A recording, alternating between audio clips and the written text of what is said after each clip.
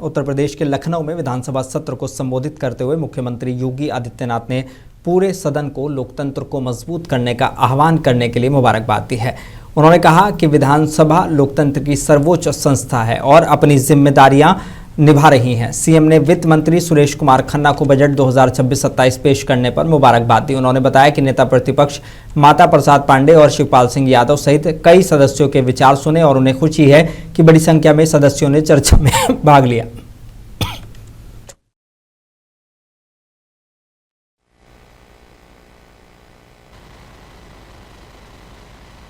मैं इस अवसर पर इस पूरे सदन का इस बात के लिए अभिनंदन करूंगा कि उन्होंने लोकतंत्र के सशक्तिकरण का जो शंखनाद इस उत्तर प्रदेश विधानसभा के माध्यम से दिया है कि हाँ, लोकतंत्र की सबसे बड़ी संस्था के रूप में सदन अपनी जिम्मेदारियों का निर्वहन कर सकता है। मैं इसके लिए सभी माननीय सदस्यों को भी हृदय से अभिनंदन करता हूं। मान्यवर, मैं धन्यवाद दूंगा जो सामान्य बजट 26-27 का मेरे सहयोगी वित्त मंत्री श्री सुरेश कुमार खन्ना जी ने इस सदन में प्रस्तुत किया था। इसमें अभी दो माननीय वरिष्ठ सदस्यों का, नेता प्रतिपक्ष माननीय श्री माता प्रसाद पांडे जी का और वरिष्ठ सदस्य श्री शिवपाल सिंह यादव जी का भाषण मैंने यहाँ पर सुना है और अन्य मान्य सदस्यों की भी वक्तव्य को इस विधान भवन में ही मैं अपने ऑफिस में रह करके मैं सुन भी रहा था और उसकी प्रतियां भी मंगवा करके मैं देखता था। अच्छा लगा मुझे कि काफ़ी सदस्यों ने इस पूरी चर्चा में भाग लिया। अगर मैं बताऊं तो वित्तीय वर्ष जो हमारा बजट आया था, इस बजट में सत्ता पक्ष के 109 माननीय सदस्यों ने, प्रतिपक्ष के 58 माननीय सदस्यों ने, कुल 167 समेत अगर मैं देखूं तो लगभग 169 माननीय सदस्यों ने इस पूरी चर्चा में प्रतिभाग किया है।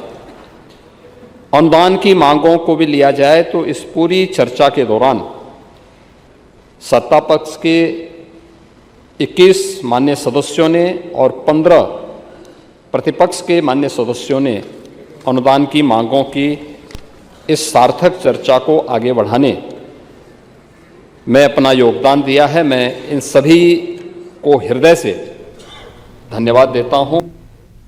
और लखनऊ में उत्तर प्रदेश विधानसभा के बजट सेशन 2026-27 के दौरान मुख्यमंत्री योगी आदित्यनाथ ने विपक्ष को सख्त जवाब भी दिया। उन्होंने कहा कि नेता प्रतिपक्ष से आंकड़ों में ज्यादा सटीकता की उम्मीद थी। सीएम ने यह भी कहा कि वित्त मंत्री ने राजकोषीय घाटे के मुद्दे पर तुरंत तथ्य स्पष्ट कर स्थिति साफ कर दी, जो सराहनीय है। मुख्यमंत्री ने जोर देकर कहा कि बजट पर चर्चा तथ्य और जिम्मेदारी के साथ होनी चाहिए ताकि जनता के सामने सही तस्वीर रखी जा सके। मैं देख करके आश्चर्य कर रहा था और मुझे लगता था कि नेता प्रतिपक्ष उम्र के हिसाब से आंकड़ों में घालमेल नहीं करेंगे। एक बार तो उन्होंने ऐसा प्रयास किया था कि कभी कभी संगत का प्रभाव होता है, तो मुझे लगा कि ऐसा लगता है कि चच्चों का प्रभाव भी आप पे आ गया है।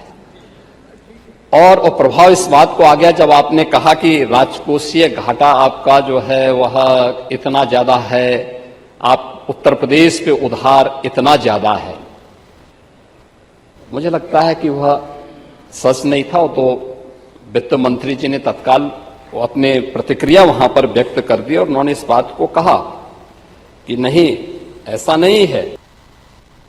कांग्रेस नेता राहुल गांधी सुल्तानपुर की एमपी एमएलए कोर्ट में पेश हुए। ये मामला 2018 में गृह मंत्री अमित शाह पर की गई टिप्पणी से जुड़ा है। राहुल ने कोर्ट में सभी आरोपों से इनकार करते हुए कहा कि केस राजनीतिक दुर्भावना से प्रेरित है। करीब 20 मिनट की सुनवाई के बाद अगली तारीख 9 मार्च तय हुई है। पेशी के बाद राहुल रामचेत मोची के परिवार से मिले और उनकी घायल पोती के इलाज की व्यवस्था करने को कहा है। कोर्ट परिसर में समर्थकों की भारी भीड़ भी देखने को मिली। आज माननीय राहुल गांधी जी का मुकदमा उनका बयान दर्ज किए जाने हेतु न्यायालय में विचाराधीन हैं। माननीय राहुल जी आज आएंगे और न्यायालय के समक्ष अपना बयान अंकित कराएंगे। किस चीज को लेकर उनके ऊपर ये मुकदमा? माननीय राहुल जी के विरुद्ध विजय मिश्रा द्वारा एक परिवाद दायर किया गया है। कर्नाटक चुनाव के दरमियान माननीय राहुल गांधी द्वारा कोई अभद्र टिप्पणी की गई है जिसके विरुद्ध ये परिवाद दायर किया गया है। उसी के संबंध में अंतिम चरण में राहुल जी का बयान होना है। मुख्यमंत्री पुष्कर सिंह धामी ने मां चंडिका महाबन्यात कार्यक्रम में शिरकत कर श्रद्धालुओं को संबोधित किया है। उन्होंने कहा कि ऐसे धार्मिक और सांस्कृतिक आयोजन हमारी आस्था, परंपरा और सामाजिक एकता को मजबूत करते हैं। सीएम ने प्रदेश की खुशहाली और समृद्धि की कामना करते हुए कहा कि सरकार आध्यात्मिक विरासत के संरक्षण और विकास के लिए प्रतिबद्ध है। कार्यक्रम में बड़ी संख्या में श्रद्धालु मौजूद रहे और पूरे वातावरण में भक्ति और उत्साह का माहौल देखने को मिला। सांस्कृतिक विरासत के लिए जानी जाती रही है। 19 वर्षों के उपरांत ये चंडिका का महायज्ञ यहाँ पर पुनर्प्रारंभ होना, ये केवल एक धार्मिक अनुष्ठान नहीं है बल्कि हमारी सांस्कृतिक चेतना का पुनर्जागरण है। और सच कहूं तो मैं किसी भी देव स्थान पर जाता हूं तो कोई न कोई बुलाता है, कोई न कोई उसका निमित्त बनता है, लेकिन ऐसे देव स्थानों पर आना, ऐसे धार्मिक अनुष्ठान में भाग लेना, मैं अपनी बात भी कर रहा हूं, मैं आप सबकी बात भी कर रहा हूं। किसी ने सूचना दी होगी, किसी ने बुलाया होगा, लेकिन मैं ऐसा मानता हूं यहाँ पर मां चंडिका के आशीर्वाद के बिना कोई नहीं आ सकता है। हम सबको मां चंडिका ने यहाँ बुलाया, तभी हम सब लोग यहाँ पर एकत्र हुए हैं। मुझे बताया गया है कि यह अनुष्ठान 24 फरवरी को पूर्णाहुति के साथ संपन्न होगा। करीब 3 माह तक चला ये अनुष्ठान आस्था, अनुशासन और सामाजिक और सामूहिक सहभागिता का सच में बहुत अद्भुत उदाहरण है। क्या कठिन जो है, अभी मुझे भंडारी जी बता रहे थे कि उनका मुंडन होता है, उसके बाद कई महीनों तक उनको जो है अपने नाखून भी नहीं काटने पड़ते, नंगे पांव चलना होता है। ऐसी कठिन परीक्षा करने के बाद ये माँ का ये महायज्ञ संपन्न होता है। भाइयों बहनों, देवभूमि उत्तराखंड की पहचान अपनी आध्यात्मिक ऊर्जा और लोक परंपराओं से है। कॉर्बेट टाइगर रिजर्व के ढेला रेस्क्यू सेंटर में वन मंत्री सुबोध उनियाल ने 10 नए बाड़ों का उद्घाटन किया है, जिससे कुल संख्या 30 हो गई है। यहाँ 13 लेपर्ड और 12 टाइगर रखे गए हैं, जिन्हें अब ज्यादा सुरक्षित और बेहतर स्पेस मिलेगा। साथ ही अत्याधुनिक लैब की शुरुआत की गई है। वन मंत्री ने बताया कि आधुनिक उपकरण और जनभागीदारी से वन आग की घटनाओं में करीब 19% कमी आई है। तो वन्यजीव को संरक्षित करना और मानव वन्यजीव संघर्ष को कम करना, इसी उद्देश्य से है। तो इसीलिए ये आज यहाँ पर नए बाड़े का भी आज शुरुआत हुई है, 2 नए बाड़े बना के, जिनमें आज इसके आने से हमारी कैपेसिटी भी बढ़ जाएगी, 30 हो जाएगी। और टाइगर और लेपर्ड के लिए भी ये बाड़े काम आएंगे। और कुल मिलाकर के जो कैपेसिटी ज़्यादा हो गई थी, 5 को यहाँ उन्होंने शिफ्ट करने का काम भी किया, ताकि आपस में उन पर भी झगड़ा ना हो और उनको भी स्वच्छंद होकर चलने का अवसर मिले और मानव वन्यजीव संघर्ष भी कम हो सके। यमुना घाटी और दून घाटी में प्रस्तावित सड़क निर्माण के तहत करीब 7000 पेड़ों के कटान के मामले में हाईकोर्ट ने कड़ा रुख अपनाया है। मुख्य न्यायाधीश मनोज कुमार गुप्ता और न्यायमूर्ति सुभाष उपाध्याय की खंडपीठ ने नेशनल हाईवे अथॉरिटी, वन विभाग, राज्य और केंद्र सरकार समेत संबंधित पक्षों को 3 हफ्ते में जवाब दाखिल करने के निर्देश दिए हैं। देहरादून की समाजसेवी रेणुपाल की जनहित याचिका में कहा गया कि बिना जरूरी अनुमति के ग्रीन प्रोजेक्ट आगे बढ़ाया जा रहा है, जिससे पर्यावरण, वन्यजीव और प्राकृतिक जल स्रोतों पर बुरा असर पड़ सकता है। कोर्ट ने मामले को गंभीर मानते हुए सुनवाई जारी रखी है। दूसरा मामला, उत्तराखंड हाईकोर्ट ने साफ कहा है कि डॉक्टर की लापरवाही पर अस्पताल जिम्मेदारी से बच नहीं सकता। न्यायमूर्ति पंकज पुरोहित की अदालत में कर्नल अमित कुमार बनाम max health care institute limited मामले में सुनवाई हुई है। एथिक्स कमेटी ने 4 फरवरी 2026 को अस्पताल को 10 लाख रुपए मुआवजा देने का आदेश दिया था। अस्पताल ने राहत की मांग की, लेकिन कोर्ट ने अंतरिम राहत देने से इनकार कर दिया। कोर्ट ने कहा कि बड़े अस्पताल अपने डॉक्टरों की लापरवाही से अलग नहीं हो सकते। अस्पताल को 4 सप्ताह में जवाब दाखिल करने का निर्देश दिया गया है। अगली सुनवाई 25 मार्च को होगी। हाईकोर्ट ने वक्फ बोर्ड के मुख्य कार्यकारी अधिकारी पद पर संयुक्त सचिव स्तर के अधिकारी की नियुक्ति न किए जाने पर राज्य सरकार से जवाब तलब किया है। कोर्ट ने पूछा कि 2 बार आदेश के बावजूद अनुपालन क्यों नहीं हुआ। जनहित याचिका में आरोपों की नियमों के विपरीत अंडर सेक्रेटरी स्तर के अधिकारी की तैनाती की गई है। सरकार का कहना है कि ये अंतरिम व्यवस्था है और स्थायी नियुक्ति की प्रक्रिया जारी है। मामले की अगली सुनवाई अगले हफ्ते होगी।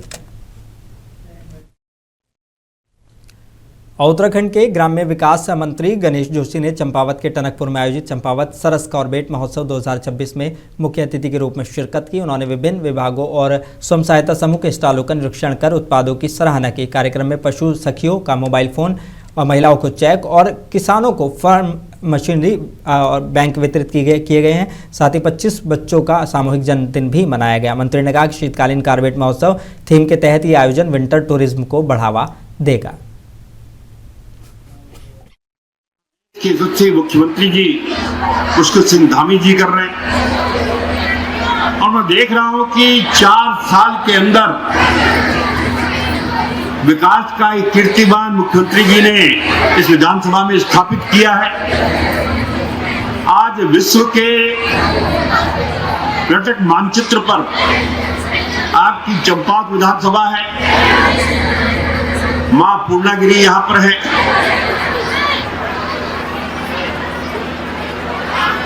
और आज जो ये मेला यहाँ पर आयोजित किया गया है और ये मैं स्टॉलों का अवलोकन कर रहा था। हमारी समूह की बेटियां, मैं देख रहा हूँ कि हमारे प्रदेश से नहीं बाहर से भी बच्चियां यहाँ पर आई हुई हैं और अपने बनाए हुए उत्पाद, हालांकि आज दूसरा दिन है, धीरे धीरे मेरा आपका आगे जाएगा।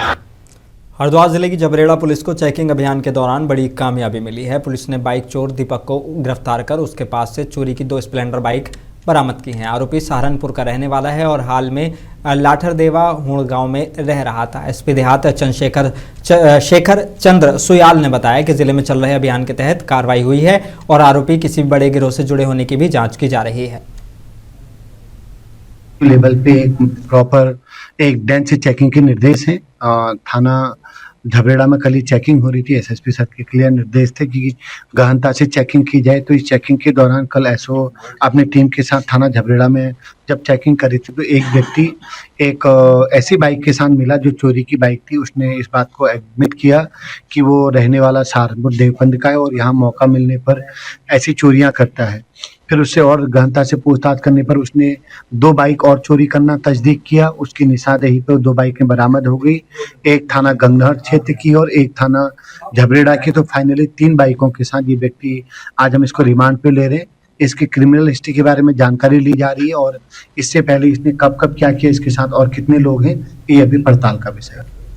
उत्तराखंड के रामनगर के पूछड़ी गांव की बिहारी टप्पर कॉलोनी में कूड़े का ढेर अब सिर्फ बदबू नहीं बल्कि जानलेवा बन चुका है। वे डंपिंग और लापरवाही के बीच कूड़ा ढोने वाला वाहन एक 14 साल के नाबालिग चला रहा था। तेज रफ्तार वाहन ने सड़क पर खेल रही 6 साल की बच्ची को कुचल दिया। मौके पर ही उसकी मौत हो गई। इलाके में गुस्सा है। लोगों की मांग है कि चालक और वाहन मालिक पर सख्त कार्रवाई की जाए। अवैध डंपिंग तुरंत बंद की जाए वरना बड़ा आंदोलन किया जाएगा। शासन की मदद से जब हमारे पास टेंचिंग ग्राउंड हमें जब उपलब्ध हुआ है उसके तुरंत बाद ही हमारे द्वारा सर्वप्रथम उसमें जो है उसकी बाउंड्री वॉल का जो एस्टीमेट बनाने का कार्य उसमें हमारे द्वारा स्टार्ट किया गया है। उसके संपूर्ण रूप से उसकी बाउंड्री वॉल का जो एस्टीमेट वो तो हमारे पास तैयार हो चुका है जो कि 1,25,00,000 रुपए का है। इसके बाद अभी जो भी हमारे पास जो भी कार्य होते हैं वो हमारे बोर्ड के द्वारा प्रस्तावित पास किए जाते हैं। तो जो हमारी 17 तारीख फरवरी को जो हमारी बोर्ड बैठक हुई है उसमें हमारे द्वारा इसको पढ़ा गया और इसे बोर्ड के द्वारा स्वीकृत किया गया है। इस कार्य का एस्टीमेट हमारा बनके तैयार है और इसी हफ्ते हम लोग इसका जो है टेंचिंग ग्राउंड की दीवार बनने का टेंडर इसमें लगा देंगे। प्रेजेंट तो जो जब हम लोगों ने टेंचिंग ग्राउंड अपना कब्जे में लिया था तो अगर आपने देखा होगा कि हम लोगों ने उसमें अस्थायी तारबाड़ उसमें हम लोगों ने कर दिया है। लखनऊ में मंत्री ओम प्रकाश राजभर ने समाजवादी पार्टी के आरोपों पर जवाब देते हुए कहा कि यूपी सरकार सिर्फ सुप्रीम कोर्ट के रात में लाउड स्पीकर नहीं बजाने वाले आदेश का पालन कर रही है। न्यायालय का आदेश है उसी का पालन सरकार कर रही है। लाउडर बहुत गति से बजाने पर कोर्ट का निर्देश है कि उसको धीमी गति से बजाया जाए। तो कोर्ट का आदेश का पालन सरकार कर रही है। सरकार का और कोई दूसरा रुख तो है नहीं। नहीं, ऐसा कुछ नहीं है। समाजवादी पार्टी हमेशा विरोधी पार्टी है, विरोध करेगी। झूठ बोलने का काम है, वो झूठ हमेशा बोलते हैं और झूठ बोलते रहेंगे। नहीं तो रमजान में कांवड़ थोड़ा निकालेंगे। रमजान में तो लोग घर में रहते हैं, रोज़ा रहते हैं, अपना नमाज पढ़ते हैं मस्जिद में जा कर के।